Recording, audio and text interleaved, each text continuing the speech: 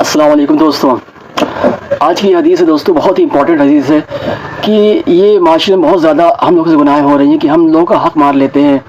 اور دینے کا نام نہیں لیتے، اور کل قیامت کے دن اس کا کیا نقصان ہوگا ہم سوچ بھی نہیں سکتے کہ دنیا میں تو ہم اس سے یا تو معافی مانگ لیں یا تو اس کا حق ادا کر دیں، بہت ہی آسان ہے۔ اسی کے متعلق یہ حدیث ہے بھائی دوستوں کہ آپ جانتے ہیں کہ حضرت ابو ہریرہ رضی اللہ تعالیٰ عنہ روایت کرتے ہیں کہ رسول اللہ صلی اللہ علیہ وسلم نے ارشاد فرمایا، جب آدمی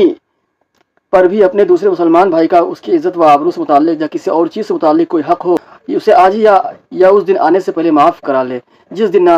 دینار ہوں گے نہ درہم، اس دن سارا حساب نیکیوں اور گناہوں سے ہوگا، لہٰذا اگر اس ظلم کرنے والے کے پاس کچھ نیک عمل ہوں گے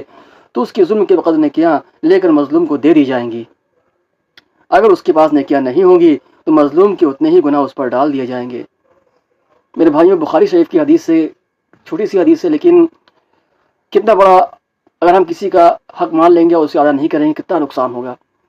بھائیوں، اللہ تعالی ہم سب کو ان گناہوں سے بچنے کی اور اپنے حقوق کو معاف کر دوسرے کے حقوق کو ادا کرنے کی توفیق عطا فرمائے۔ ویڈیو کو شیئر کیجیے۔ السلام علیکم ورحمۃ اللہ وبرکاتہ۔